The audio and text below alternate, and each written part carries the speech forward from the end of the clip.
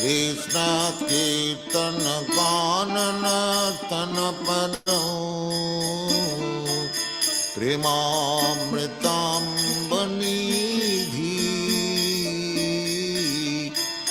धीरा धीर जन प्रियं प्रियकरं निर्मत्सरं पूजितं नाना शास्त्र विचारणैकनिपुणं सद्धर्म संस्थापकं लोकानां हितकारिणं त्रिभुवने मन्नं शरण्याकरं नाना शास्त्र विचारणैकनिपुणं सद्धर्म संस्थापकं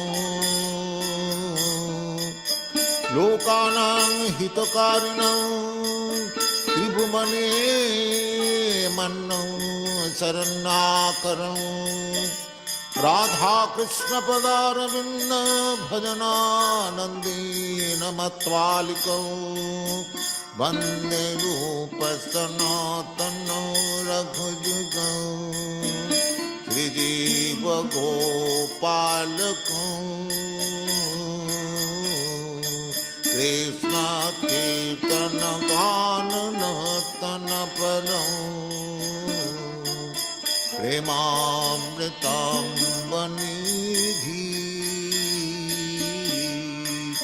श्री चैतन्य कृपाभनो भुवि भुव भारावहन्तारकं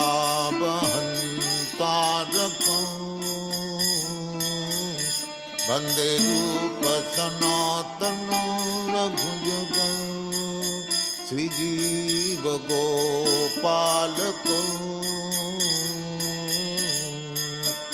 Sri Gauranga गुणानुवर्णन विधौ सध्यासमिद्धार्नितं पापत्रापनिकृन्तनं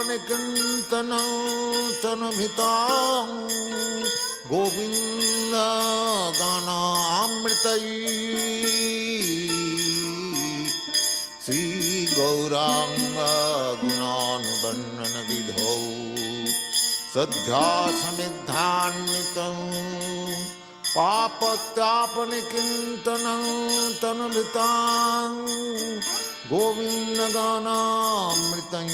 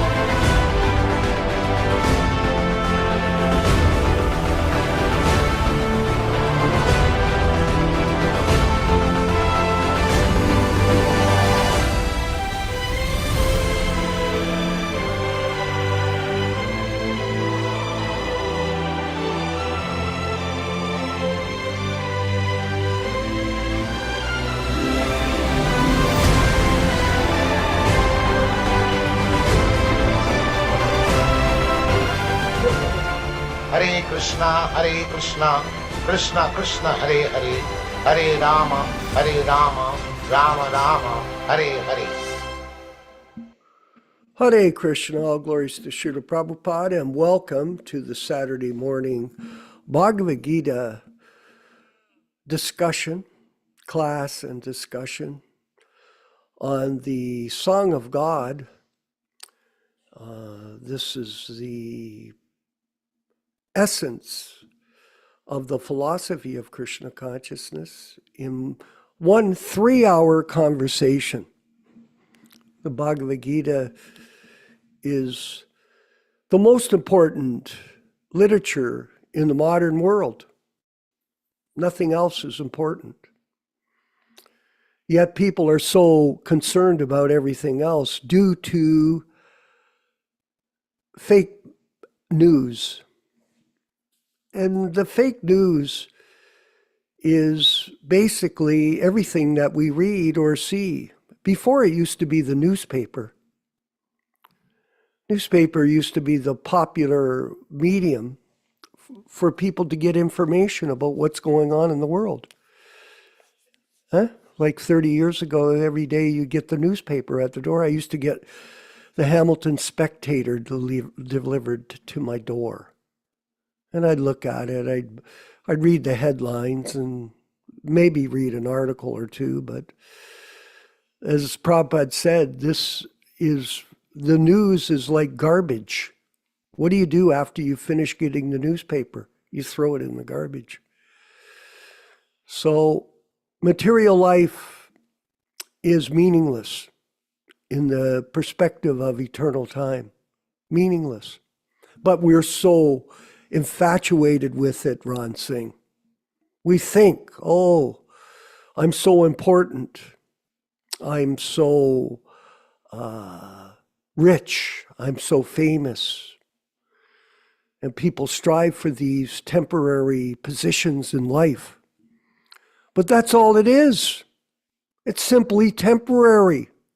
And it's part of the potency of Krishna to cover the conditioned soul by Maya, Mahamaya, where people think, I am the body, I'm a particular nationality. Like especially in America these days, people think, let's make America great. What does that mean? That means while you're here, you may be able to make money. That's the point of it. It's not self-realization. It's not self-development. It's make money. And with the money, you'll be happy. That's an illusion. Prabhupada never promoted this. Prabhupada would never support political movements. Although he did in the beginning of his career, he was a member of Mahatma Gandhi's movement, the nonviolent movement, to drive the British out of India. But when he met his spiritual master, Bhaktisiddhanta Saraswati Goswami Prabhupada, he gave it up. And he took up the Sankirtan movement of Sri Chaitanya Mahaprabhu, which is reality. And everything else is simply an illusion. And we see that. As life goes on in this world, so many people are captivated by the illusion of material existence. This is a mistake, a very big mistake. And we had that realization recently in our trip to Yodapek to assist our godbrother Gopal in his journey back home, back to Godhead. And it's interesting to note that the whole thing has just flashed by us very quickly, birth and death.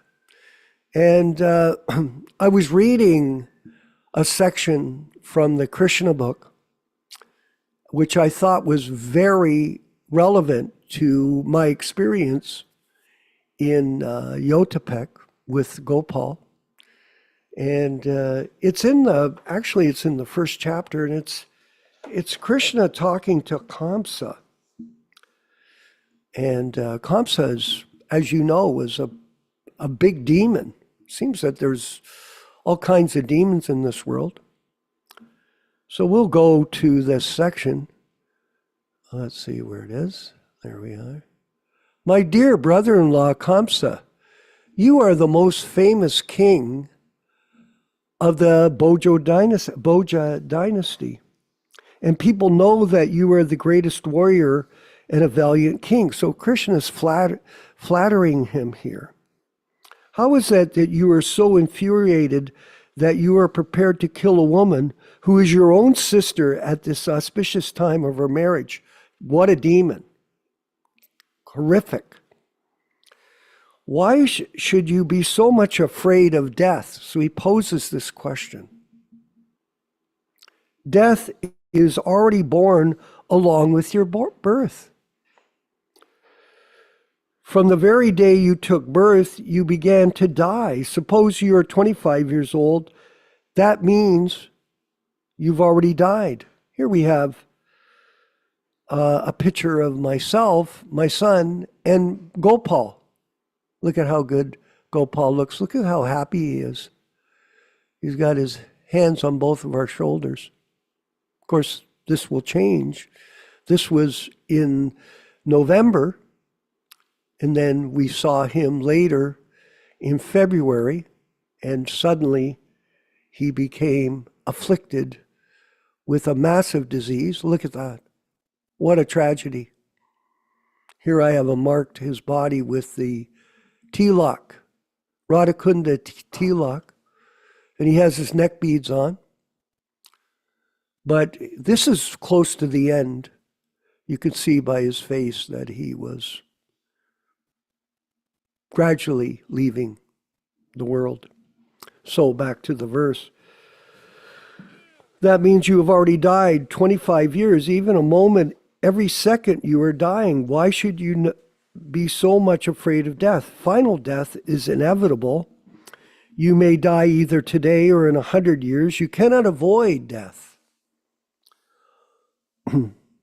Actually, death means annihilation of the present body. As soon as the present body stops functioning and mixes with the 5 elements of material nature, the living entity within the body accepts another body according to its present action and reaction. It is just as when a man walks on the street, he puts forward his foot, and when he is confident that his foot is situated on sound ground, he lifts the other foot.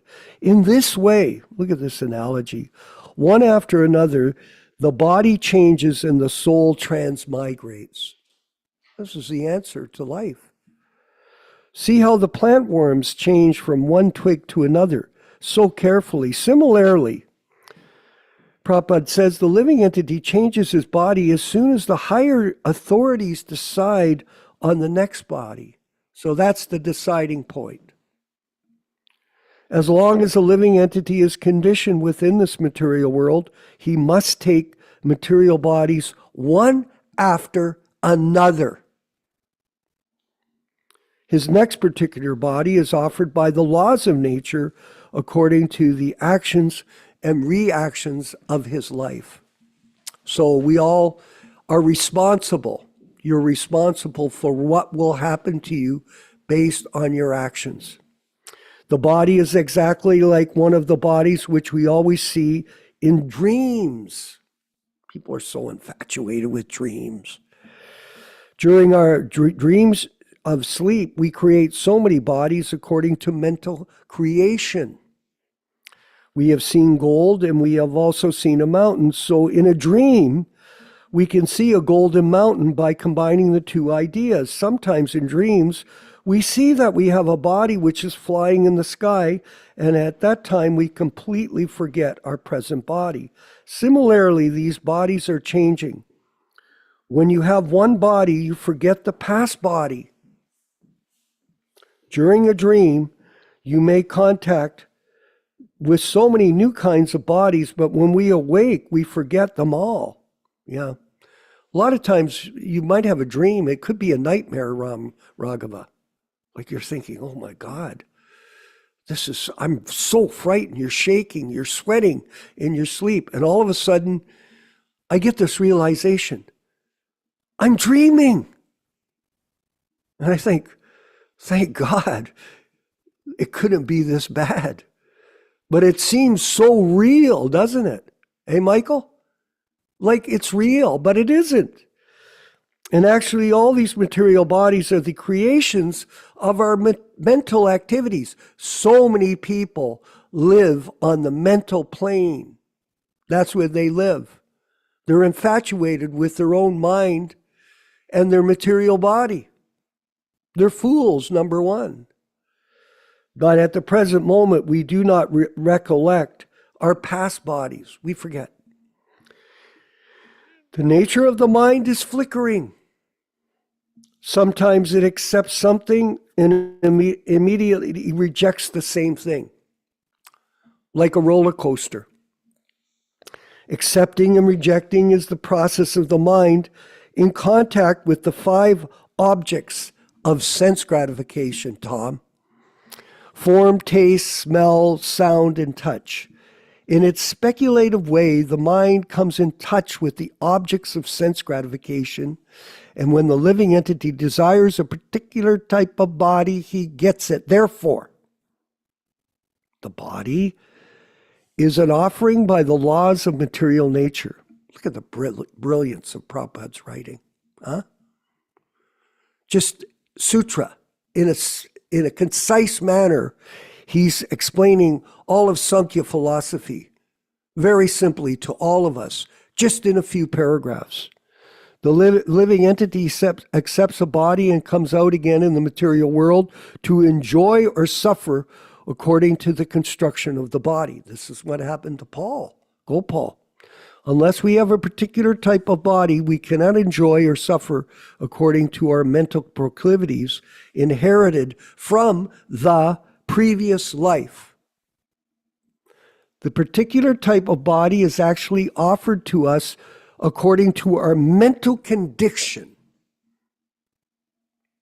at the time of death. And whatever you think about throughout your life, you'll think about that at the time of death, Tom. Remember that.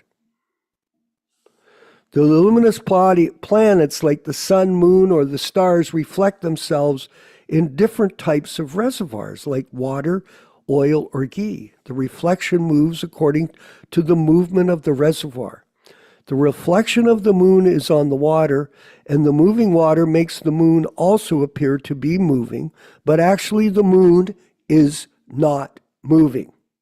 Similarly, by mental concoction, the living entity attains different kinds of bodies, although actually he has or she has no connection with such bodies. Total illusion. I'm an American, I'm a Canadian, I'm a German, I'm an East Indian. All Maya. But on account of illusion, being enchanted by the influence of Maya, the living entity thinks he belongs to a particular type of body. I'm East Indian. No, you're not. You're a bag of blood, pus, stool, and urine. Wake up. This is the way of conditioned life. Suppose a living entity is now in the human form of body. He thinks that he belongs to the human community or a particular country. That's the news. That's the news. You're a Canadian, you're American, you're this or that. You're a fool. He identifies himself in that way and unnecessarily prepares for another body which is not required by him. Such desires and mental concoctions are the cause of different types of bodies. The covering influence of material nature is so strong that the living entity is satisfied in whatever body he gets. It's true. It's like, for example, a dog. The dog is thinking he's happy. You can see it, especially when he's with his master. There's all kinds of videos on Facebook of people kissing dogs. I love my dog. The dog is your best friend. Okay. Well, I guess you're going to take birth as a dog at the time of death. Have fun. The covering of influence of material nature is so strong that the living entity is satisfied in whatever body he gets. And he identifies with that body with great pleasure. It's like human beings especially, who are attached to the body. They look at themselves when they're young, like a woman. She's beautiful when she's young. And she sees her eyes, her eyebrows, her lips, her face, facial features, her figure, and she thinks, oh, how beautiful I am. But then the rose wilts, and guess what? Panic. Oh, let me spend my money on plastic surgery. Let me spend it on rejuvenation creams. Let me do everything I can to preserve my beauty. And they do it. Like there's this woman, Cher. She's like 80 years old and she looks like she's 50 because she's had like 50 plastic surgeries. Plastic world, plastic mind, plastic life, artificial. Therefore, I beg to request you not to be overwhelmed by the dictation of your body and mind. So very interesting section. Just at the beginning of Krishna book. This is just the beginning of an encyclopedia of knowledge just in these volumes of Krishna book. And this demonstrates one thing very important to all of us, the power of a pure devotee to be able to present in a precise manner the absolute truth to the bewildered minds of his disciples who are confused, bewildered, and lost in this material world. The spiritual master is the representative of Krishna. He speaks with the authority of the Supreme Personality of Godhead. And these words that we've read today are critical for our understanding of our purpose today in this year 2025, April 5th, as we march along in eternal time. So, something to think about, Tom. Seriously think about it and act upon it. It's very important that all of us chant our rounds. No excuses, please. You can, of course. We're not a legislative authority, and we don't punish anybody if they don't chant their rounds. Who do they punish, Michael? They punish themselves. We're the victims of our own insecurities, mental concoctions, and lack of determination. That's who we punish, ourselves. All glories to Srila Prabhupada and the Sankirtan movement of Sri Chaitanya Mahaprabhu, Mother Yochisha. How was that? Was that too tough? I was just reading. People used to say to me, oh, Vishva, there you go again with the body made of pustule, urine, and blood. Well, I just repeated it. All glories to the Sankirtan movement. Haribo. Let's go to the Kirtan. Jaya Radha Madhava. Haribo.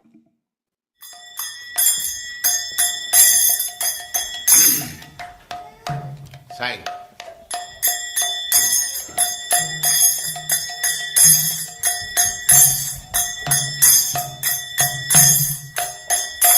Jaya Radha Madhava Punya Bihari.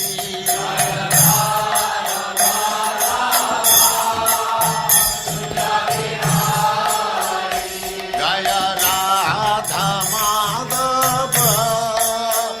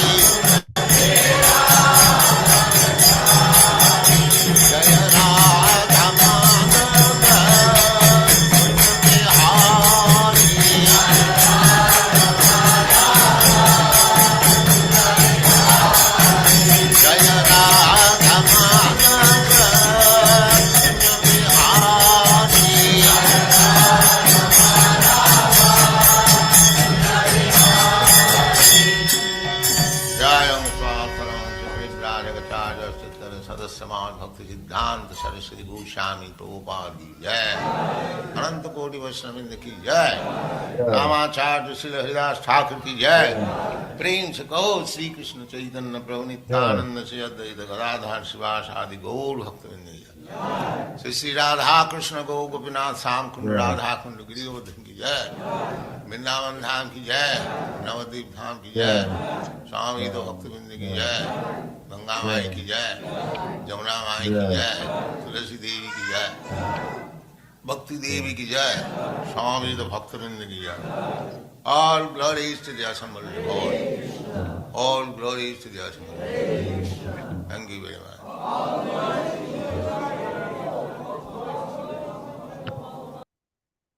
Om Namo Bhagavate Vasudevaya.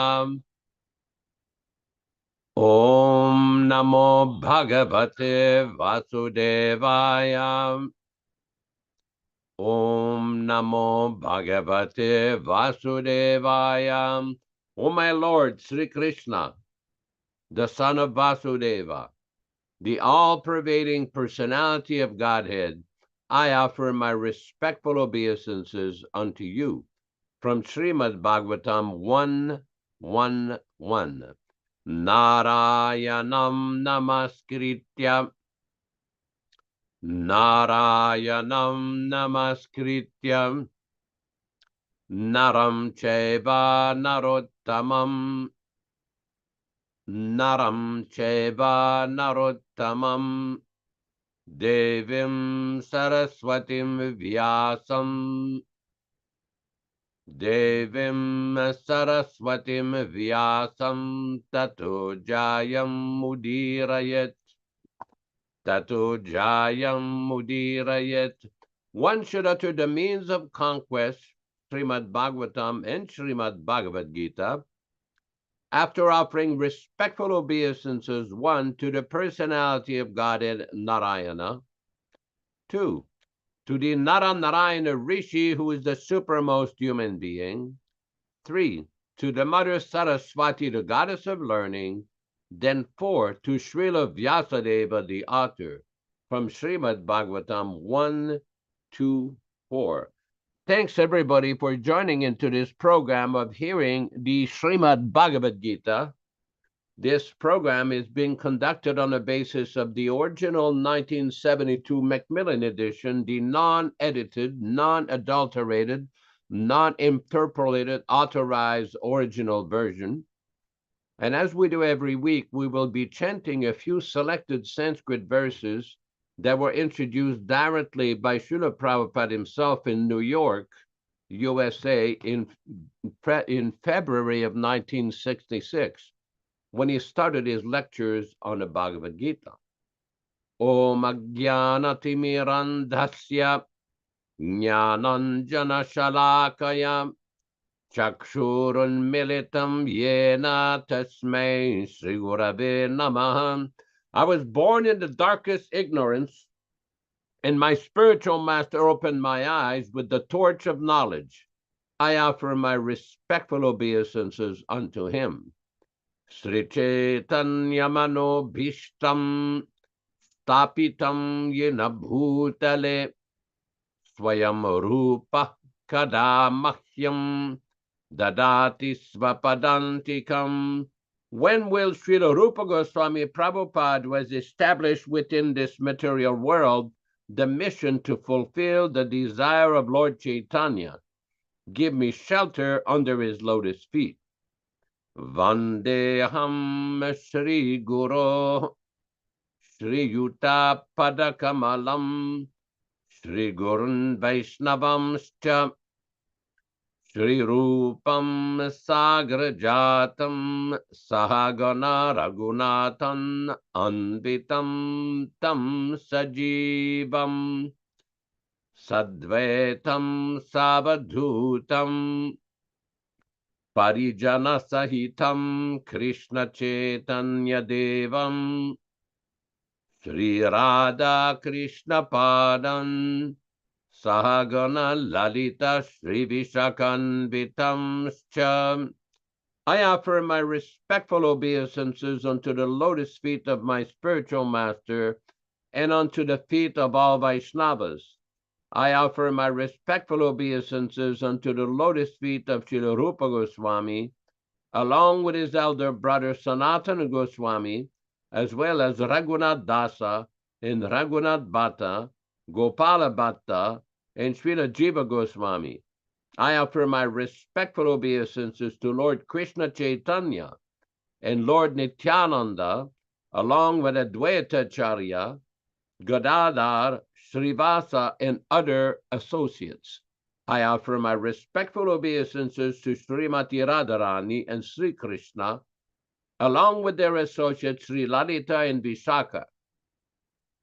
He Krishna Karuna Sindhu, Dina Bandho Jagatpate, Gopesha Gopika Kanta, Radha Kanta Namostute. Oh, my dear Krishna, you are the friend of the distressed and the source of creation. You are master of the gopis and the lover of Radharani.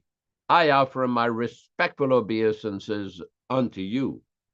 Tapta Kanchana Gourangi, Radhe Vrindavaneshwari, Vrishabhanu Sute Devi, Pranamami Hari Priye. I offer my respects to Radharani, whose bodily complexion is like molten gold, and who is the queen of Vrindavana. You are the daughter of King Vrishabhanu, and you are very dear to Lord Krishna. Vancha kalpa tarubhyascha, kripa sindhubhya evacha, patitanam pavanibhyo, Vaishnavibhyo namo namaha.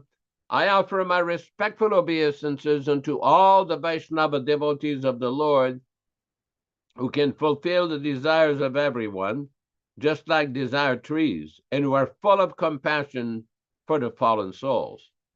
Sri Krishna Chaitanya Prabhu Nityananda, Shri Advaita Gadadhara Srivasadi Gaura Bhakta Vrinda, Hare Krishna, Krishna Krishna, Hare Hare, Hare Rama, Rama Rama, Hare Hare.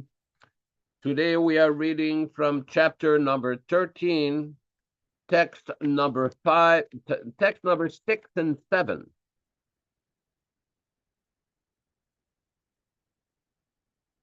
All synonyms, translations, and purport are from His Divine Grace, A.C. Bhaktivedanta Swami Prabhupada, founder Acharya of the International Society for Krishna Consciousness, also known as the Krishna Consciousness Movement. Mahabhutani ahankaru buddhiravyaktameva vacha indriyani dashekam cha panchachendriya gochara ichchadvesha sukham dukkham sanghataschetanadhritihi etat-kshetram samasena sabhikaramudaritam. Mahabhutani, great elements. Ahamkaraha, false ego. Buddhihi, intelligence. Avyaktam, the unmanifested. Eva, certainly. Cha, also. Indriyani, senses. Dasha ekam, 11. Cha, also. Pancha, 5. Cha, also. Indriya gocharaha, objects of the senses. Ichcha, desire. Dveshaha, hatred. Sukham, happiness. Dukkham, distress. Sanghataha, the aggregate. Chetana, living symptoms. Dritihi, conviction. Etat, all this. Kshetram, field of activities. Samasena, in summary. Sabhikaram, interaction. Udaritam, exemplified. Translation by His Divine Grace, Srila Prabhupada. The 5 great elements: false ego, intelligence, the unmanifested, the 10 senses, the mind, the 5 sense objects, desire, hatred, happiness, distress, the aggregate, the life symptoms and convictions. All these are considered in summary to be the field of activities and its interactions. Purport by Srila Prabhupada. From all the authoritative statements of the great sages, the Vedic hymns, and the aphorisms of the Vedanta Sutra, the components of this world are earth, water, fire, air, and ether. These are the 5 great elements, Mahabhuta. Then there are false ego, intelligence, and the unmanifested stage of the 3 modes of nature. Then there are 5 senses for acquiring knowledge, the eyes, ears, nose, tongue, and touch. Then 5 working senses, voice, legs, hands, the anus, and the genitals. Then above the senses, there is the mind, which is within, and which can be called the sense within. Therefore, including the mind, there are 11 senses altogether. Then there are the 5 objects of the senses, smell, taste, warmth, touch, and sound. Now, the aggregate of these 24 elements is called the field of activity. If one makes an analytical study of these 24 subjects, then he can very well understand the field of activity. Then there is desire, hatred, pleasure, and pain, which are interactions, representations of the 5 great elements in the gross body. The living symptoms represented by consciousness and conviction are the manifestation of the subtle body, mind, ego, and intelligence. These subtle elements are included within the field of activities. The 5 great elements are a gross representation of the subtle false ego. They are a representation in the material conception. Consciousness is represented by intelligence, of which the unmanifested stage is the 3 modes of material nature. The unmanifested 3 modes of material nature is called pradhana. One who desires to know the 24 elements in detail along with their interaction should study the philosophy in more detail. In Bhagavad Gita, a summary only is given.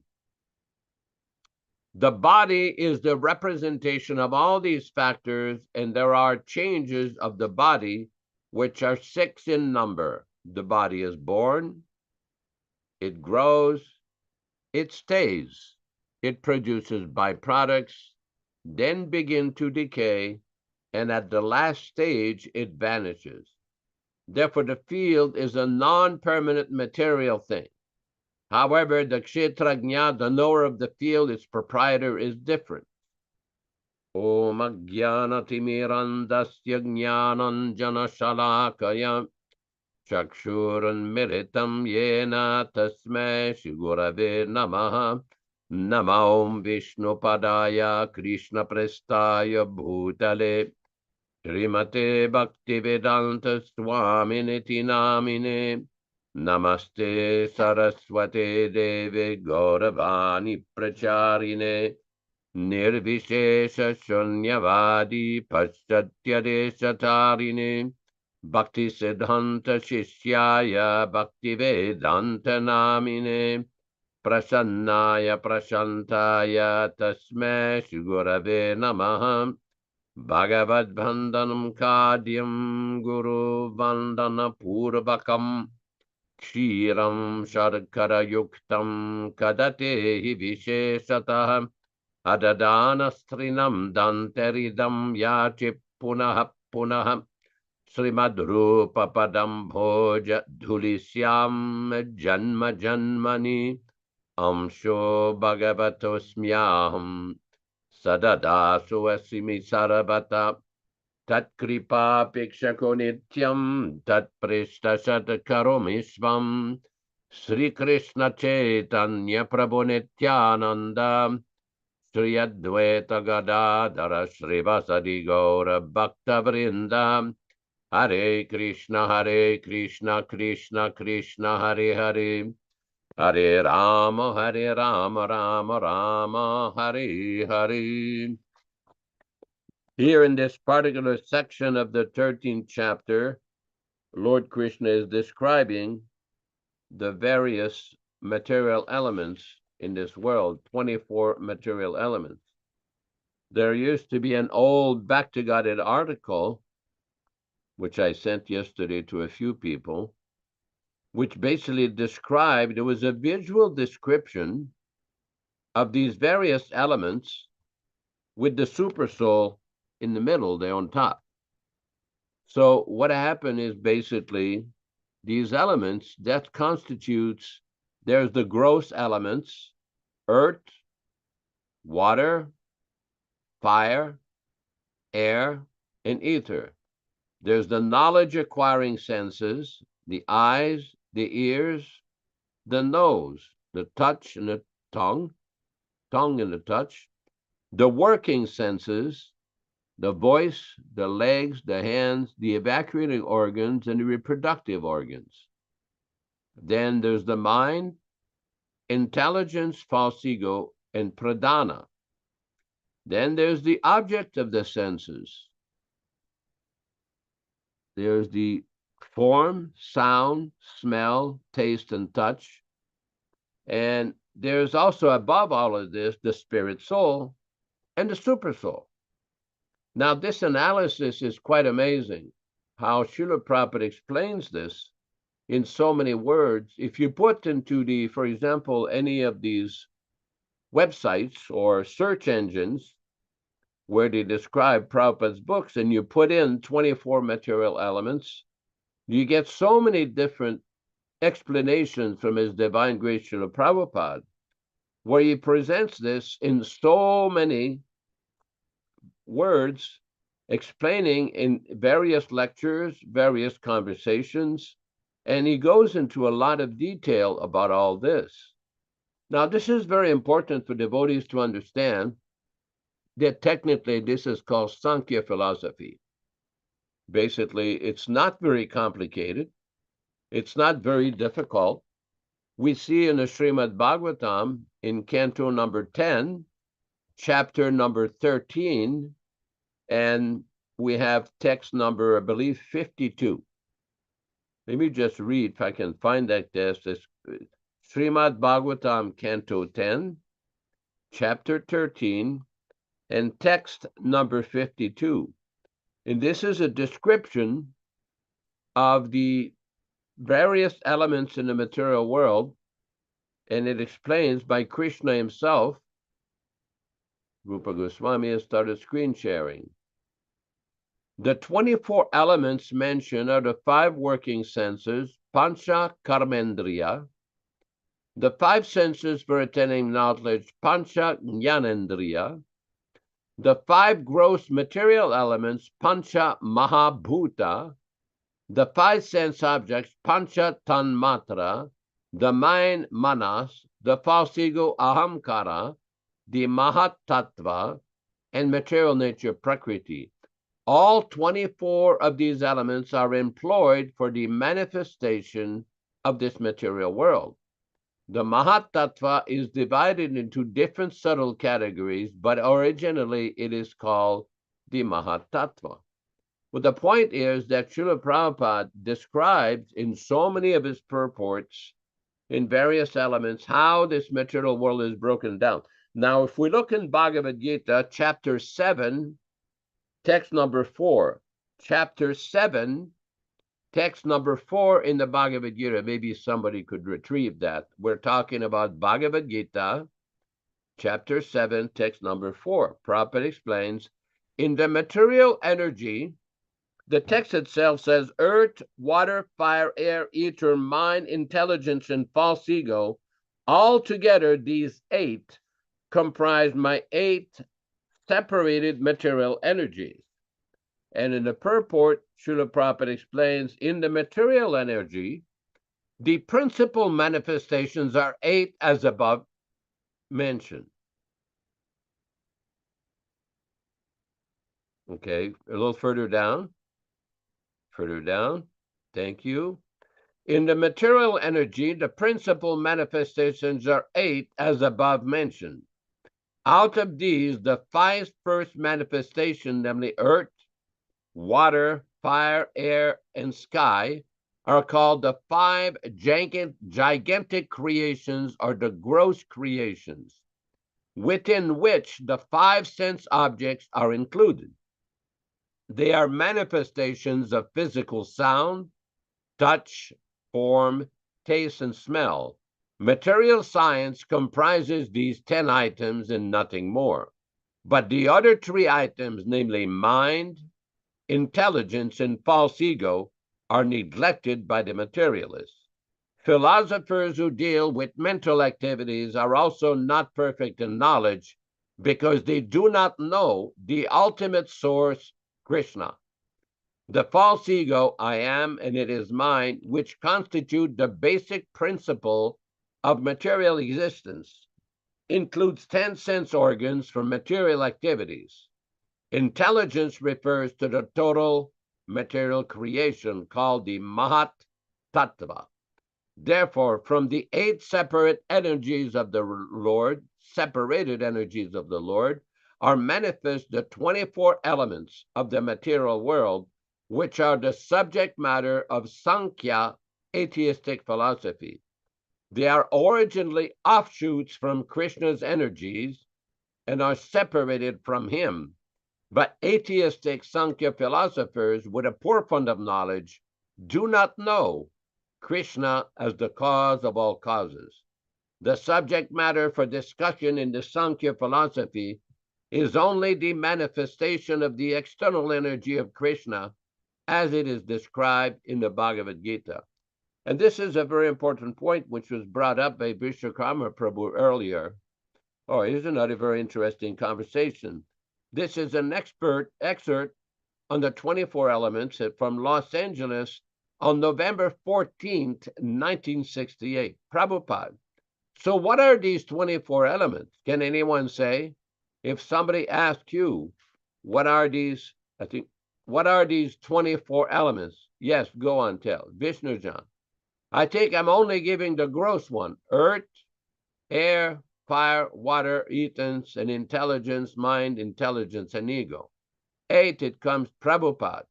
8, it comes to 8. Then, Vishnujan. Then there's the senses, which are Prabhupada. 10. 10 knowledge acquiring, 5 in working senses, 5, 10. So 8, 10, 18. Then sense objects, just like I've got eye, but I've got something drishya. So there are 5 sense objects, 18 and 20, 25, 23. And Mahat Tattva, the original stock of all material. In this way, they're called 24 elements. So this whole creation, whatever material creation we have got, they are made of these 24, just like colors. Varieties of colors means 3 colors, yellow, red, and blue.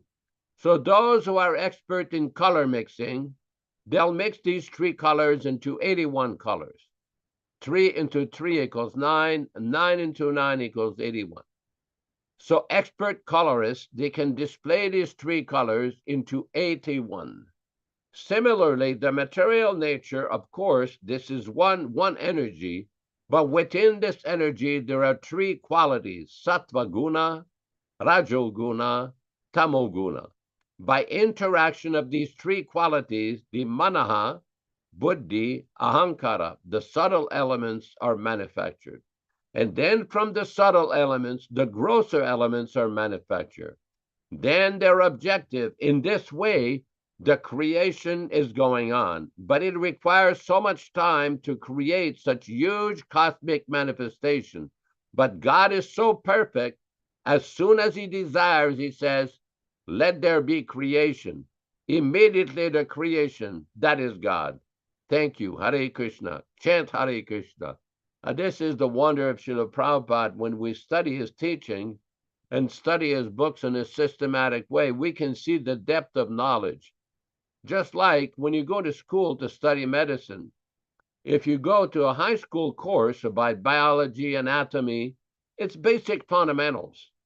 But as you go to college to become a doctor, and I'm sure Ram Raghavan knows this, the level of study is much more advanced. The anatomy studies, the biology studies, and all these related sciences, it goes into a lot more detail. And this is the same principle in studying Srila Prabhupada's books. We understand the fundamentals.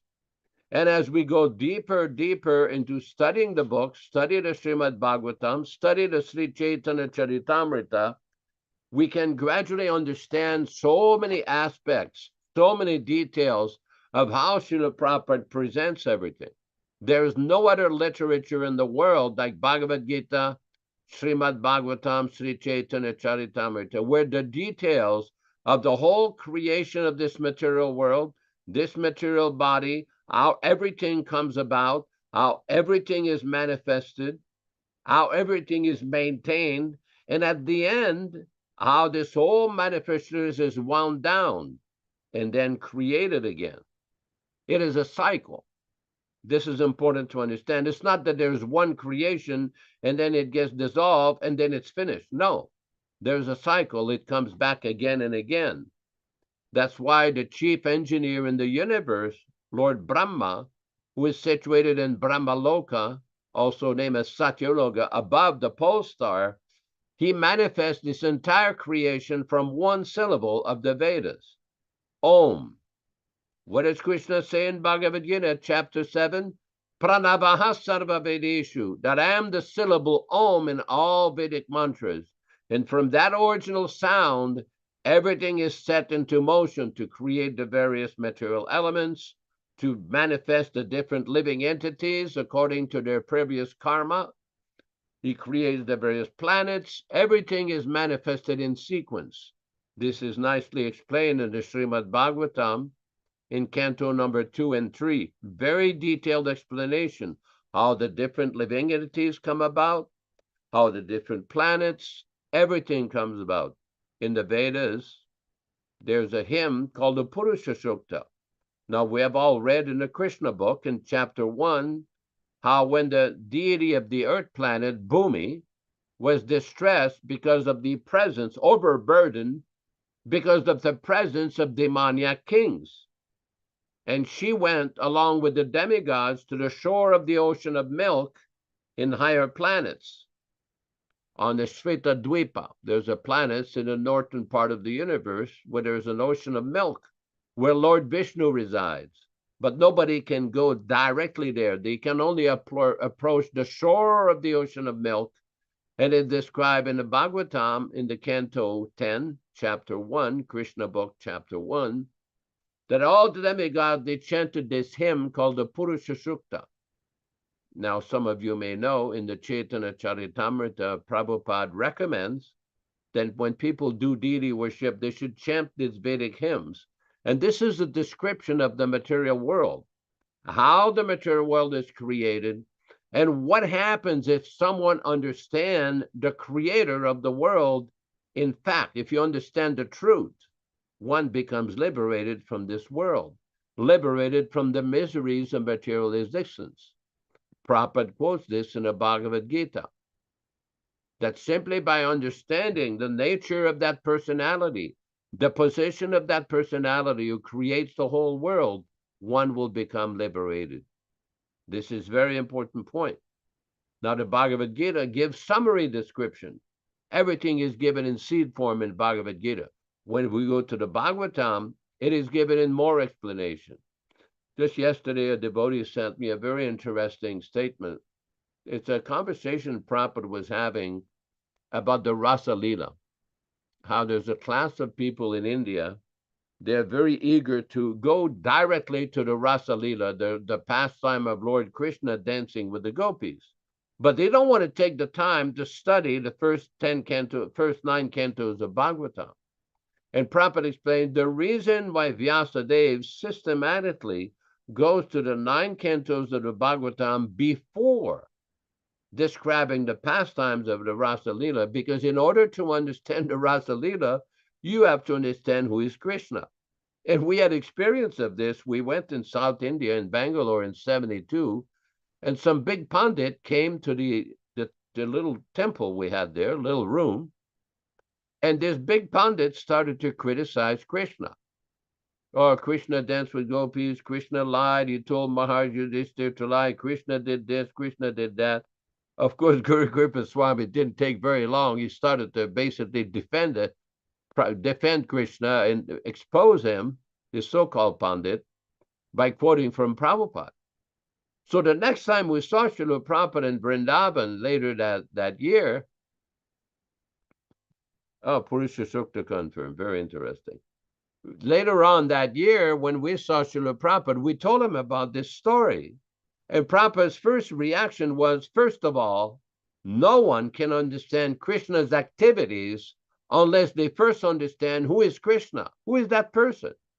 And Prabhupada said, you explain like this. First, you quote in Brahma Samhita, Ishvara Parama Krishna Sachidananda Vigraha, that Krishna is the Supreme Personality of Godhead who has an eternal, spiritual, blissful body. Next, you tell him, Matta Parataram Nanyat Kinchidasti Dhananjaya, Bhagavad Gita, chapter 7, text 7. There is no truth superior to me. Everything rests upon me just like pearls rest upon a thread. Sometimes you see the ladies, they'll put some nice pearls, or it all rests upon a thread. It doesn't stand in the air. And then Prabhupada quoted Bhagavad Gita, chapter 10, text number 8. Aham sarvasya prabhavo matta sarvam pravartati. Everything comes from me. So once you understand this, then you can start to understand Krishna's activity. So Prabhupada like that says, then you preach like this. Oh, Madhavista, this is very interesting here. Thank you, Ram Raghava Prabhu or Nilesh Sharma, whoever put that. This is a class in Los Angeles on November 15th, 1968. Madhavista, Prabhupada, could you tell us something about Krishna's Rasa Leela? Prabhupada, Krishna's Rasa Leela should not be discussed in public meeting. It is most confidential. Lord Chaitanya Mahaprabhu never discussed. He discussed Krishna's pastimes, Leela with gopis, with his confidential, very confidential circle, or those who are. Lord Chaitanya had many thousands of followers, and he was not discussing even with these 5 persons. Sri Krishna Chaitanya Prabhu Nityananda, Sri Advaita Gadadhara Srivasadi. Nityananda, Advaita Gadadhara Srivasadi himself, these 5 persons. So when he was at Navadvip, he was not even discussing even with them. So what to speak of others? He set up this example so that in future people may be very cautious, because unless one understands what is Krishna, how we can understand Krishna's pastime. So this discussion of Rasa Leela is very cautious, because unless one understands what is Krishna, how we can understand Krishna's pastime. So this discussion of Rasa Leela is the summit of Krishna consciousness. It is not ordinary thing. They are purely spiritual. There is nothing material. But because we are not completely free from material concept of life, we may think that Krishna Leela is something like this material. So that is offense. But that is the ultimate goal, to understand Krishna's Rasa Leela. But you have to wait for relishing that Krishna's Rasa Leela, to become more perfect in Krishna consciousness. Anartha apagamam. Anartha means when one is freed from all anarthas. But it is so nice, even those who are with anartha, misgivings, if they are devotee, if they've got full surrender unto Krishna, they also will derive benefit. Krishna's Rasa Leela means that Krishna was adopter or foster child. Is that foster child? Yes. So of Nanda Maharaj, his father exchanged, his father Vasudeva wanted to save Krishna, and he brought from Mathura to Vrindavana, Gokula. And Nanda Maharaja had a daughter. So he placed Krishna on the lap of Yashoda and took away the daughter, and this daughter was given to Kansa for killing. Just see, there is selfishness. He wanted to save his own son and wanted to kill Yashoda's daughter, chuckling, you see. So this is not selfishness. Therefore, we shall misunderstand that daughter was not ordinary child. She was the material energy herself, Durga. And when Kamsa took that child by the leg and wanted to what is called smash, yes, smash on the stone, the daughter slipped from his hand and appeared as Durga that, you fool, you want to kill me? The boy, the child who will kill you is already born. Don't try for killing me. He's already born. So in this way, Prabhupada described the blissful activities of Krishna. Very, very sweet and transcendent. But the point is, no one can understand Krishna's activities unless they understand who is Krishna. And the only way to understand this is to submissively hear from a completely realized, completely liberated, authorized Acharya, pure devotee, spiritual professor. Thank you very much. Hare Krishna, Hare Krishna. Hare Krishna, glories to Prabhupada. Yes, it's true that spiritual life is a secret. It's actually covered by Maya, and that secret can only be revealed to the serious practitioner of Krishna consciousness. It's not possible otherwise. For example, someone may claim to be a doctor, but if he doesn't go through the training that's set up in the college or university for becoming a doctor, he cannot be certified unless he passes the exam. There's qualification. Now, some people want to jump ahead. Prabhupada said, you want to jump ahead into Madhurya Rasa. You want to study Krishna's pastimes with the gopis. There's every possibility of fall down because you're jumping ahead. You're not qualified. Qualification means discipline. Yes. It's like Yashodanandana Prabhu mentioned about one of our members, or a couple of us, our dentists and doctors in our group here. They have to go through rigorous training in order to become qualified to represent that particular profession. But people think that they can become advanced just by some kind of mental concoction. People have very active minds. But there is no concoction when it comes to Krishna consciousness. It's based on service to the spiritual master and surrender. These are the pre-qualifications for this. That one has to take shelter of the words of the spiritual master as their life and soul. This happened to me. Actually, when I got initiated, Yashoda, in Detroit in 1971, I had a very interesting conversation with a god sister, Socharya from Hamilton, who had joined the temple back then in, I believe it was April of 1971. And we went to Detroit in July 71, a group of us.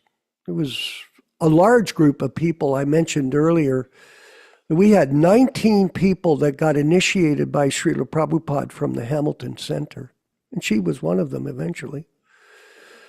And when I got to Detroit, I was in the temple room there. It was packed with devotees from everywhere. They came from New Vrindavan. They came from Pittsburgh. They came from New York. They came from Boston. Back then, we all used to congregate wherever Prabhupada would visit. And we took a journey, the group of us, down to Detroit to meet him on Jefferson Avenue. And when I got my initiation, I was sitting in the crowded temple room. It was overpacked. We broke the fire regulations, I could tell you that. But nonetheless, I managed to go up in front of Prabhupada, and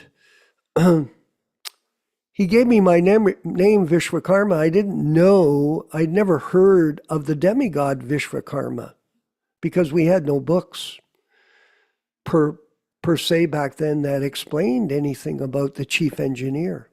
And Prabhupada looked at me, despite the fact that I had no idea what that meant, the universal worker, the chief engineer, and he said, but you should never think that you are chief engineer, but you are the servant of the chief engineer, and in this way you will become great. So the words of the spiritual master can have an impact on a person's life very significantly. And of course, those words have carried me all the way to 2025. And I'm still trying to fulfill that instruction from him. And that is not only an instruction for me, but it's for everybody in this group, period. There is no so-called big devotee. What is a big devotee? Big devotee means humble servant. Servant of the servant of the servant of the spiritual master. And when you maintain that position, then you become great. Is it easy to do that? No, because we're covered. Yes, knowledge is the pursuit of the human being, at least for some of us, to understand who we are and not this bag of ignorance. We so much identify with this material body. Now, some people may have some intellectual understanding of our philosophy. True, but it's not intellectual understanding, academic study that is about this philosophy. It's about realization. Do you have realization? Well, we have to look inside ourselves and see for ourselves how much we've surrendered, how much we've qualified ourselves in Krishna consciousness. You have to be qualified. And that qualification means a lifetime of service, Michael Dillon.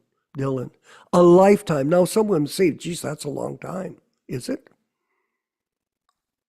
Is it a long time, Michael? Did you think that you would be this old this soon? Did you? No. So your lifetime, my lifetime, and many of us were reaching the last segment of this material body, which is subject to the transformations, transmigration of the soul, birth, growth. It's mentioned today in the purport. Birth, growth, duration, byproducts, deterioration, and death. This is a reality that we all face. For those that didn't come at the beginning of the class, I managed to explain the situation of Gopal in Yotapek. And we read a very pertinent section of the Bhagavatam to us from the Krishna books about this temporary nature of life and the transmigration of the soul. But sometimes you get an opportunity to see it manifested before your very eyes. Do we really understand it?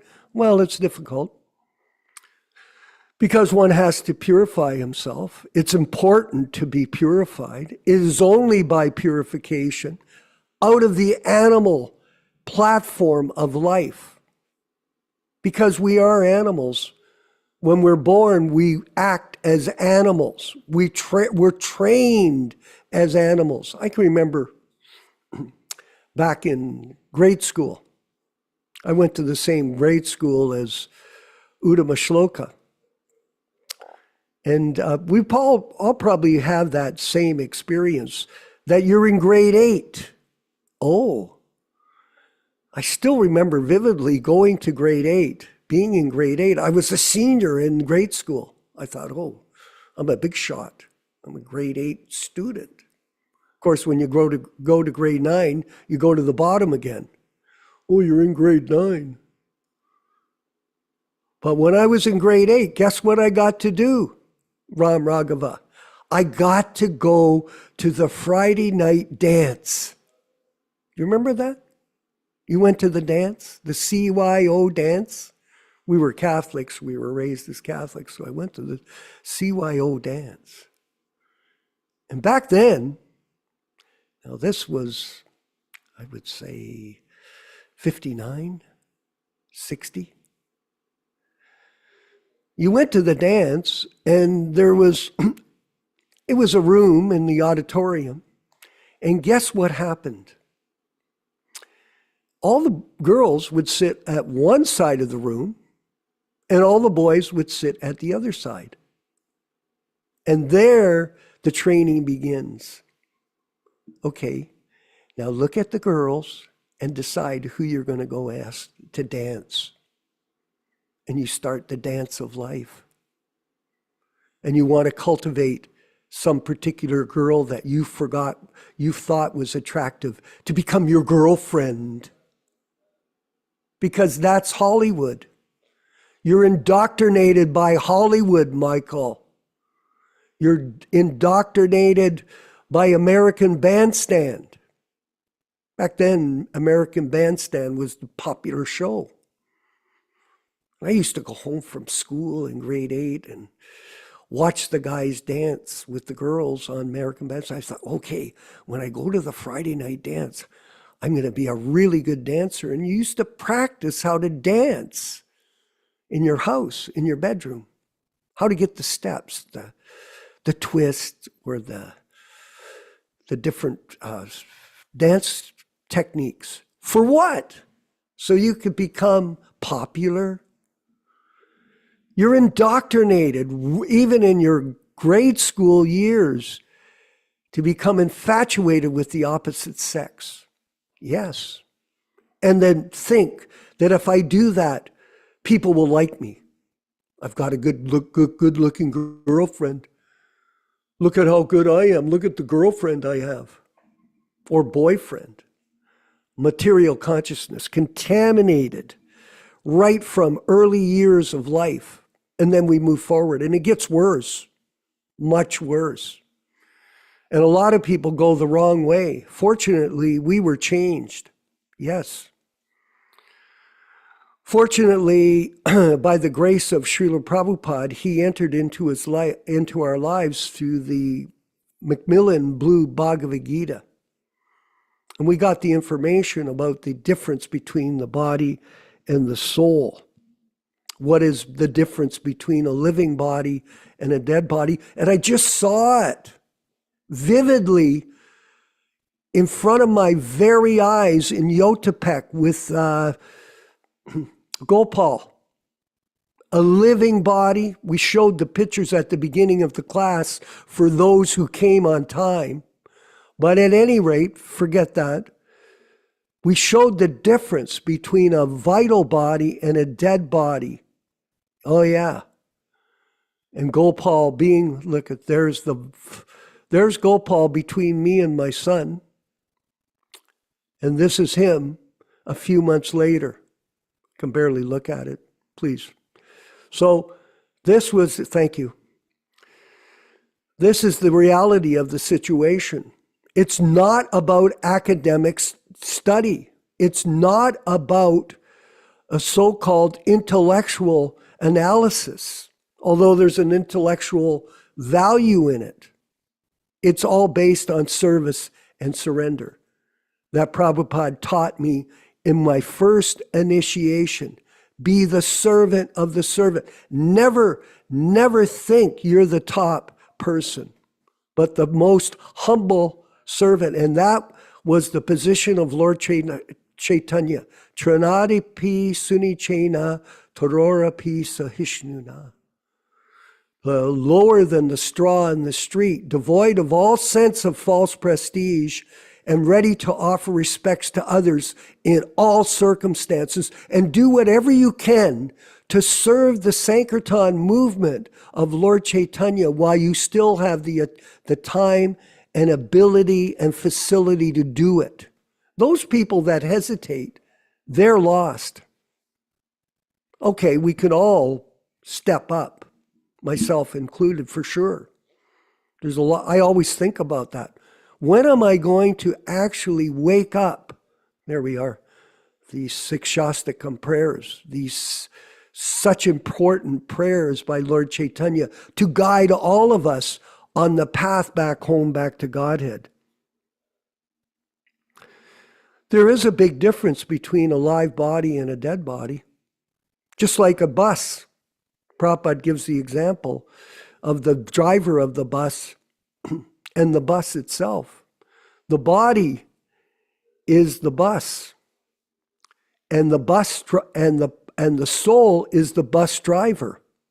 Without the presence of the bus driver, there is no motion of the bus. It doesn't go.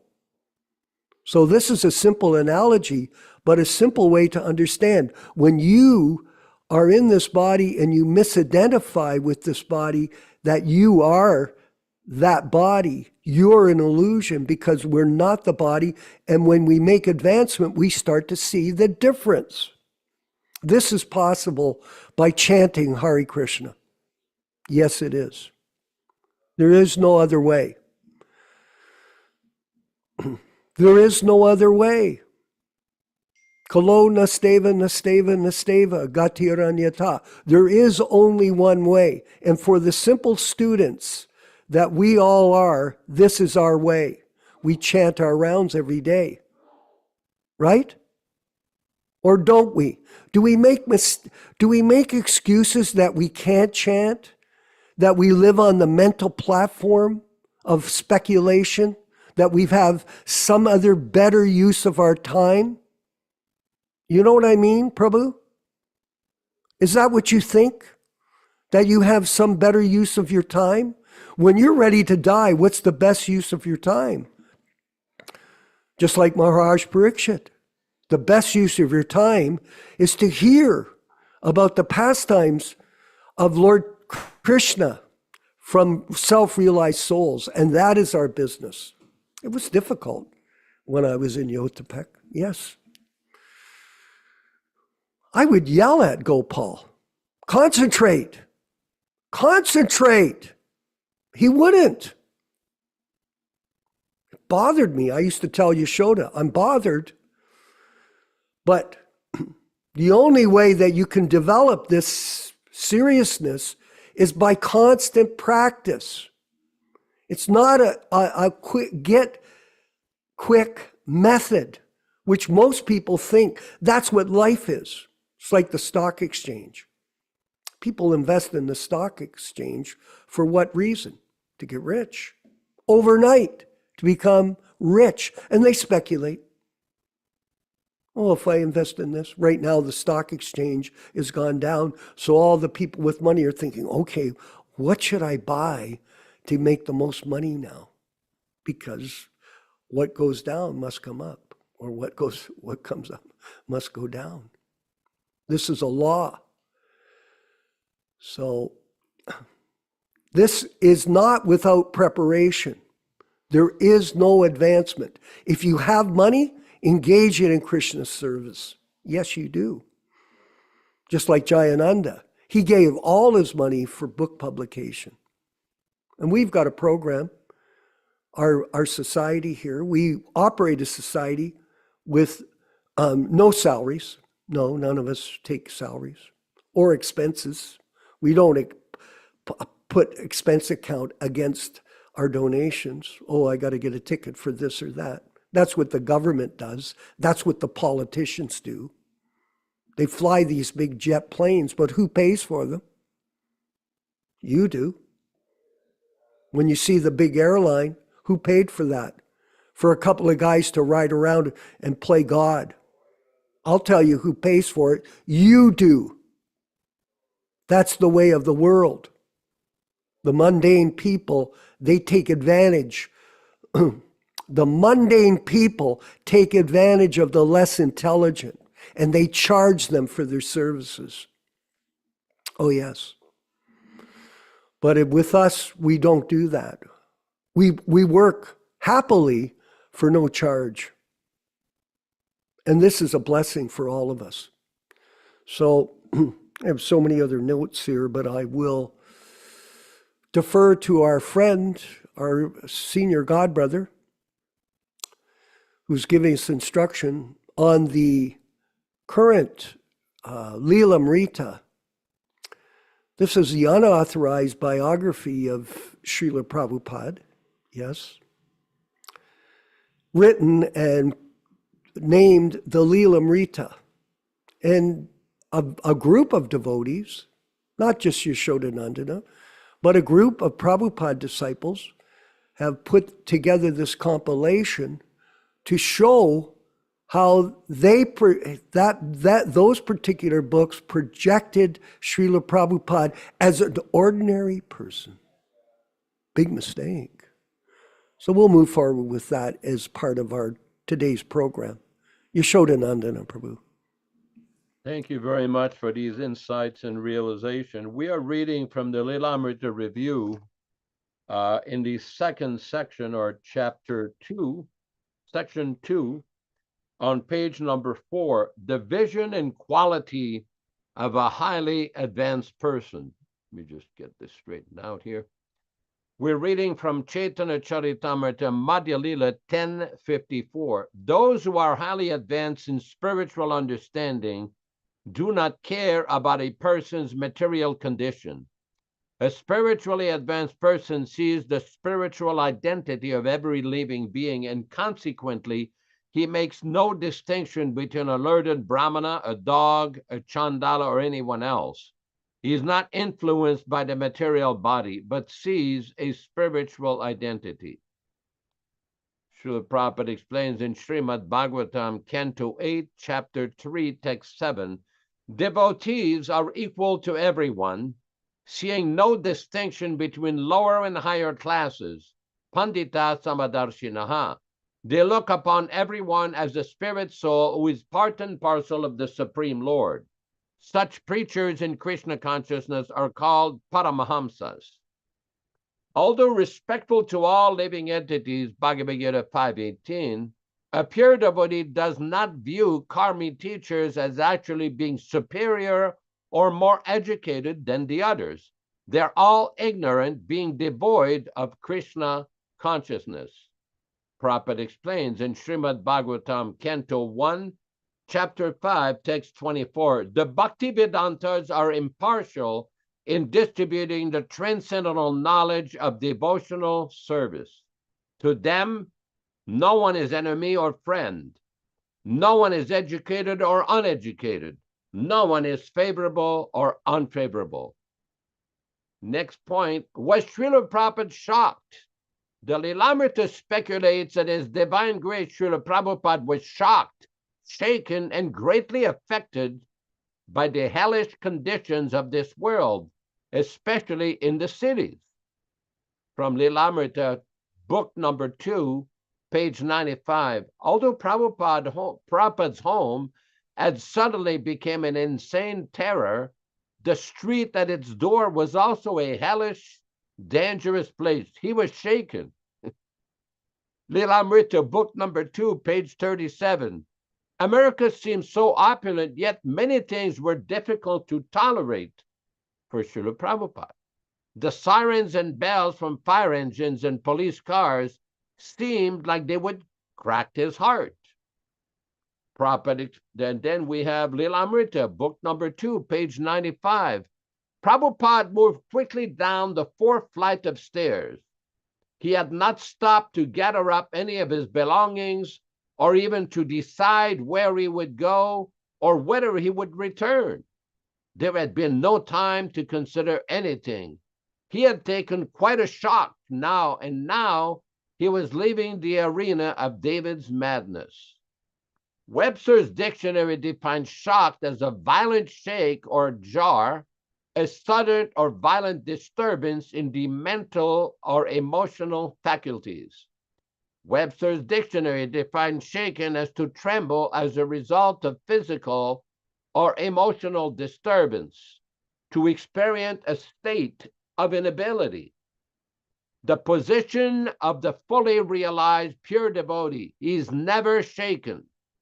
Shastra, to the contrary, states that heaven or hell are the same for the pure devotee. because he's transcendental to both. He's never shaken, even amidst the greatest difficulty. From Bhagavad Gita, chapter 6, from text 20 to 23. In that joyous state, one is situated in boundless transcendental happiness and enjoys himself through transcendental senses. Established thus, one never departs from the truth, and upon gaining this, he thinks that there is no greater gain. Being situated in such a position, one is never shaken, even in the midst of the greatest difficulty. From Srimad Bhagavatam, Canto 4, Chapter 29, Text 71. When a man is suddenly shocked by some great loss, he forgets his identification with the gross body. Because of our ignorance of the spiritual body, of which we have no experience, we do not know the activities of the spiritual body. And in ignorance, we jump from one false platform to another. We act sometimes in relation to the gross body and sometimes in relation to the subtle body. If by Krishna's grace we act in our spiritual body, we can transcend both the gross and subtle bodies. In other words, we can gradually train ourselves to act in terms of the spiritual bodies. Hare Krishna, Hare Krishna. Thank you very much. Very insightful. Ram Raghava, do we have any questions, or do you have a question that you wanted to ask in regards to today's discussion? Hare Krishna. So as usual, I'll report on YouTube live stream. We had up to 16 people. Right now there's 14 people watching. No questions from YouTube live stream, but Rupa Goswami Prabhu had a question. Maybe he can present. Maybe his mic doesn't work. Do you want to do it, Ram Raghava? Okay. I'll read the question that he had posted on WhatsApp. He said, an interesting question. What is the nature of our consciousness? Why our consciousness remains only within the organs of our body? If you insert some rod into your body, for instance, in surgeries, they stick bones together like that. Why doesn't the consciousness transfer to those rods inserted within the skin? Both the organs of the body, blood, everything is a lump of matter. The metal rod is also a lump of matter. Even if both mix, the consciousness remains only within the organs, blood, etc. Why? It is so powerful that it transforms this lump of matter, skin, bones, blood, etc., but cannot transform the other, the metal rod. Do you want to answer that as a doctor? Yes. Do So you want to? Go ahead. one explanation is that there are no nerves in the foreign bodies that are inserted. There are no nerves, there's no blood. So therefore there's no consciousness in that portion. And the Yashoda? nerves, Go ahead. Very similar explanation. But the soul, the manifestation of the soul is consciousness. Avinashi tu tadviddi in the Bhagavad Gita, chapter 2, Lord Krishna explains that what is pervasive throughout the body, that is consciousness. So the metal rod or metal instrument, as described by Ram Raghava, is not conscious. So that is one very clear explanation of why that consciousness or that pain is not felt in the rod. So, There's something. What's this? Conversations and morning walks. I can't read it. It's so small. Yeah, about pain and consciousness.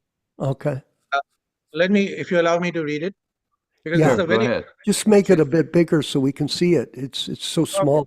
very small. Let me try. It's very small. I can't. There's no way I can see it. But go ahead. Go ahead, Oh, please. nice. Yeah, go ahead. Okay. So here is a morning walk, December 17, 1973, where we are talking about matter or spirit. Yeah. So this is false. That is called illusion. You're not painful, but you're thinking that I am painful, but that is illusion. Prajapati, Srila Prabhupada, are thoughts made of matter or spirit? Yes, thoughts actually made up by spirit, but it is covered by matter. Therefore, Oh. in the material condition, you can think only of matter, just like this body is covered by so many material things. But actually, the spirit is covered. So the soul being spirit So long it is covered by matter, it cannot act spiritually. It is obstructed, not obstructed, covered. It cannot be obstructed. If you like, you can get out of the covering of the matter, so matter can obstruct, but it is the will of the soul. Therefore, it is called tathastha. Tatastha. Tatastha means marginal. When we feel pain or discomfort, that is covering also Prajapati, Prabhupada. That is to the material. Soul has no pain. It is the material covering, just like this chilliness. We are affected by the body, material body, not the soul. Matra sparsha tu kaunteya shitoshna sukha dukkha daha. Bhagavad Gita, chapter 2, verse 14. That is stated in the Bhagavad Gita. The pleasure and pain is due to the material covering. Otherwise, soul is unaffected. Asango yam purushaha. This Purusha, the soul, is unaffected by any material condition. The same example as I give, that you have a good car, you're identifying yourself, but you are not the car. You are affected if the car is smashed because you have got absorption in the car that is my car. The other man is not affected. Similarly, due to our absorption, aham mameti, Srimad Bhagavatam 558, it is it is mine, we are suffering. Rupanuga, the false ego, Prabhupada, false ego. Rupanuga, very subtle, yes. This process of identification with the body, so we identify with the body. Aham mameti janasyo ma mohoyam. This is illusion. He is not that, but he's thinking I am this. That is animalism. The animal is always thinking that I am this body. Giriraj. So if somebody no longer identifies with the body, what is his perception of a painful condition? Like how Rupa Prabhu asked about the rod into the body. Prabhupada. He tolerates, he knows. Just like the same example, you are not the car. If your car is smashed, although you feel sorry, but you know that I am not a car. That is the position, Rupanuga. So pain is experienced by consciousness that is spread all over the body, Prabhupada. That is false. That is called illusion. You are not painful, but you are thinking that I'm painful. But that is illusion. And of course, he goes on. Hare Krishna. Wow, One very, other, very illuminating. Thank you very much. Krishna one other, Kata in California. Do you have a few comments you'd like to share? Rose, can you hear me? Yes, we do. Okay, great. Thank you again for another deep philosophical class that we all benefit from. And thanks to Srila Prabhupada, we're knowing this knowledge and we have the ability to study because we were blessed with analytical intelligence and comprehension. And my takeaway from today's verse really hit me. It was right when Yashoda was reading Srila Prabhupada's perfect purport. And right in there where it talks about the 24 elements. And this is, to understand this is called the field of activity. And this part really hit me. It said, then there is desire, hatred, pleasure and pain, which are the interactions represented of the 5 great elements in the gross body. Well, the one that's the most difficult for me to control is hatred. And I've come to this realization because of my, leaving ISKCON in a huff and being away from it because I hated what I saw was happening. I didn't stand and fight, right? I left. I lost faith and I left. And after doing the world, as one devotee described it, she said, you went and did the world. And I said, yes. Police officer and then Secret Service. So 40 years later, I'm scraping my way back to love of Godhead again. And it is by the association of all of you devotees that is helping me to do this. And what my realization is that I want to share is just exactly how perfect the Maha Mantra is helping all of us to develop compassion, even for those who we uncontrollably hate, seemingly uncontrollably hate. And that the mantra opens up our heart to have compassion for all souls. And of course, we know from the Bhagavatam some of the greatest examples, and I'll just cite that Prahlad Maharaj had every reason to hate his father, but he didn't. Even under the worst circumstances. I mean, I can't think of any worse circumstances. He's your father, right? We all want to love our father, right? Krishna is our father. So here in this example, Prahlad is being tortured and tried to be killed in so many ways. But because he is pure and perfect and full of compassion, he loves his father. Hard to do unless you're on that advanced level. So we are aspiring to get there. We are aspiring, and the way to do it in this age, as we've been instructed and taught and shown by the perfect example, is to chant the Hare Krishna Maha Mantra. And the more we do, the more we lose these anarthas. We remove these hatreds, because some of us still have them. I know I do. And so this is the part of the purport that really hit me, and I wanted to share that hatred can come very subtle. I work in an environment, in law enforcement, security, this kind of environment where everyone around me doesn't even realize that they hate so many things. They're prejudiced. They might hate the way they look. They might hate the body that they have. They might hate the pay rate. They don't like that someone is paid more than them. They're doing all the work when someone else flies around in a jet and makes all the money. So there's so many ways that hatred is manifested in this world, that we are surrounded by so many people every day in our interactions that hate. It's everywhere. And so when Prabhupada told us, please get along with each other, right? This will help to spread our movement. Don't bicker and argue amongst each other. This is the greatest instruction. I know it's difficult to follow because there's a huge separation of understanding of Guru Tattva. Huge separation, right? The bodily concept of life, way of thinking, right? The living guru nonsense. And then there's the living in Vani incarnation, which is the correct one. And we all know this. So that huge separation causes hatred. So we have to be careful. Hare Krishna Prabhus, I know you're all expert at it. Thank you for allowing me to scrape my way back to being in your association. I appreciate you all so much. Hare Krishna, all glories to Srila Prabhupada. Glories to Prabhupada, yes. I just wanted to clarify that, a lot of us were disappointed, yes, very much with the philosophies of the modern ISKCON people and others, not just them, Sadhguru and other bogus teachers. But it's not really a hatred, it's a disappointment. We're very disappointed to see this.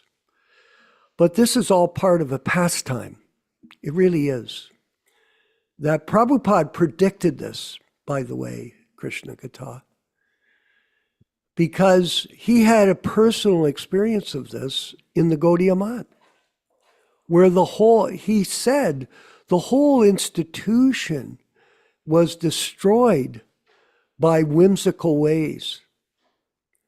The Gaudiya Math itself, there were 60 temples, was destroyed, and Prabhupada uses the words personal experience of this. So he foresaw that happening in his movement. He did. Because you think about it, all these people that came, do you think that Prabhupada couldn't understand the level of neophyte behavior of his disciples?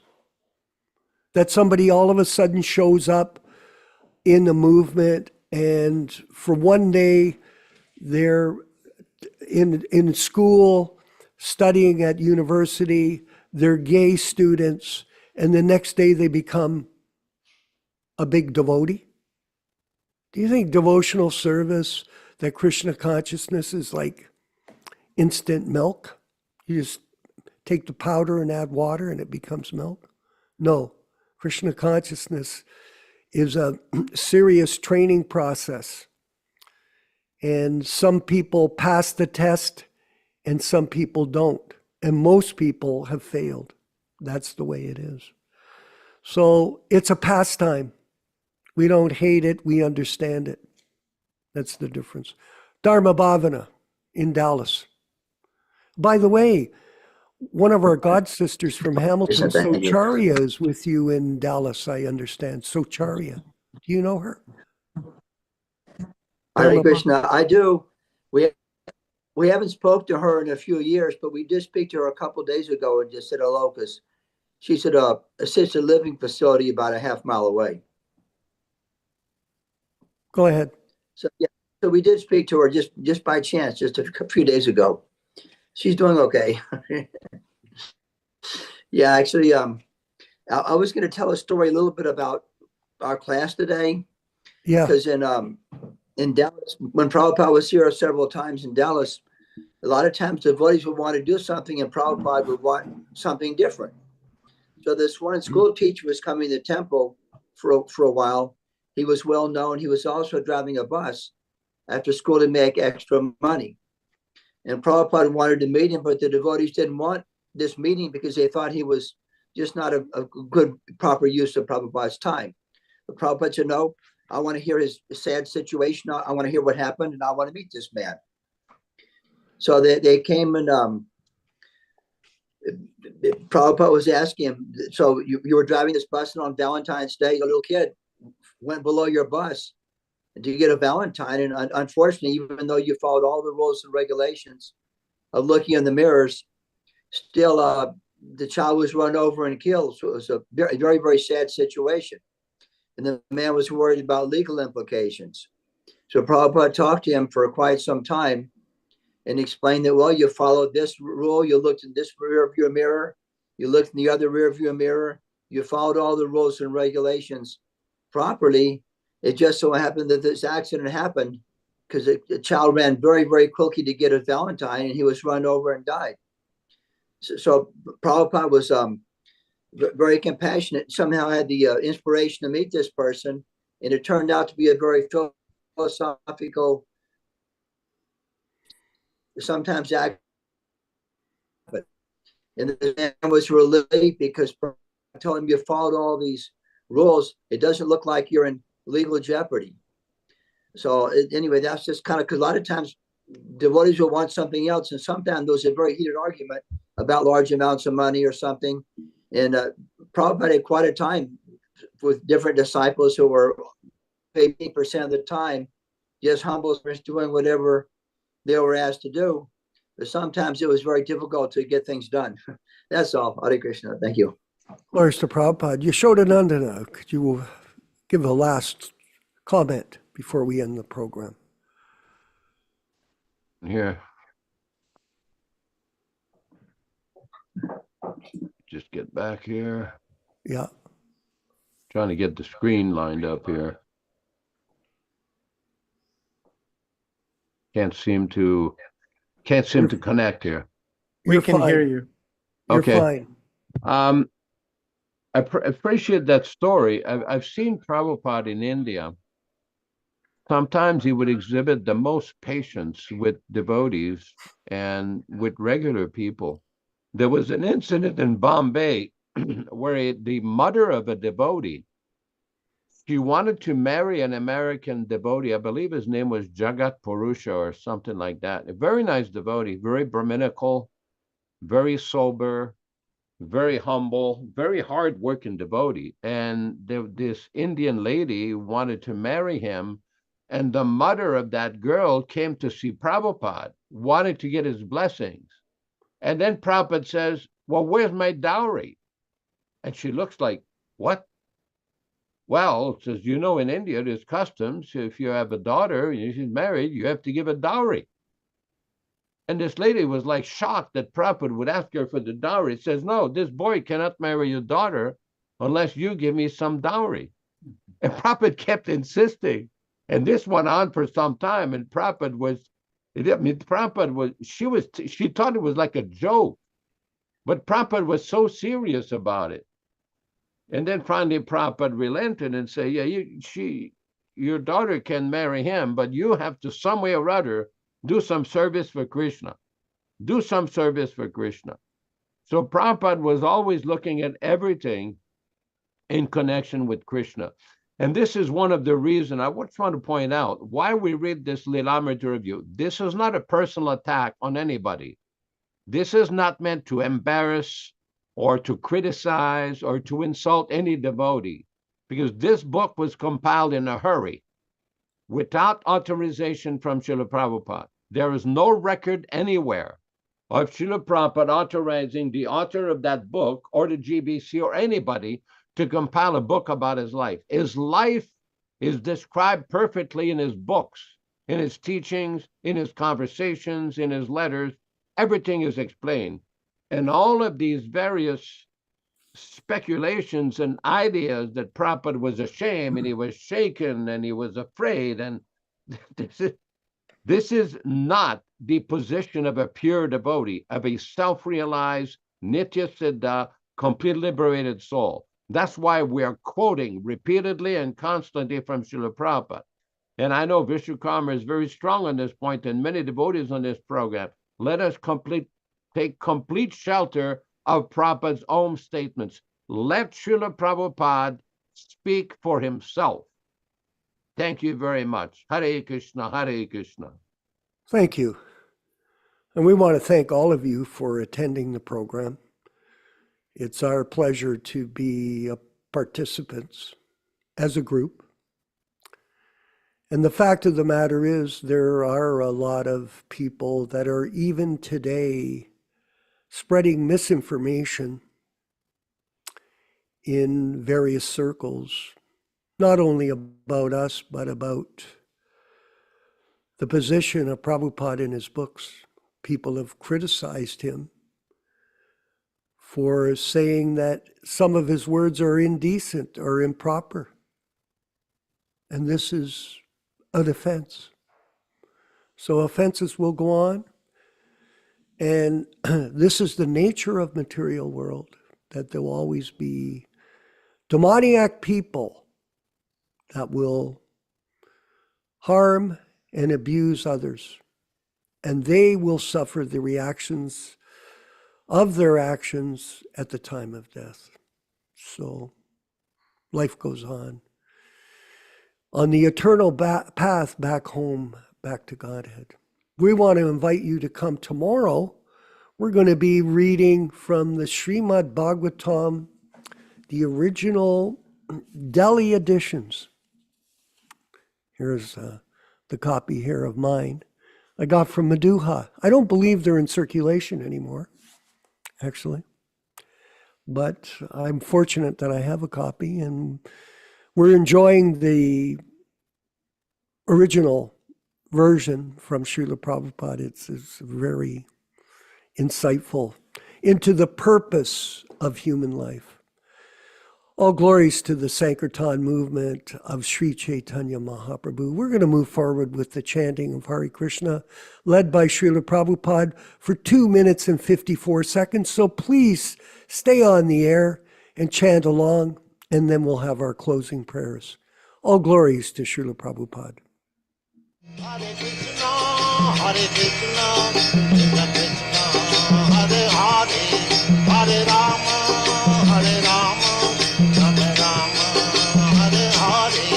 Hare Krishna, Hare Krishna, Krishna Krishna, Hare Hare, Hare Rama, Hare Rama, Rama Rama, Hare Hare. Hare Krishna, Hare Krishna, Krishna Krishna, Hare Hare, Hare Rama, Hare Rama, Rama Rama, Hare Hare. Hare Krishna, Hare Krishna, Krishna Krishna, Hare Hare, Hare Rama, Hare Rama, Rama Rama, Hare Hare. Hare Krishna, Krishna Krishna, Hare Hare,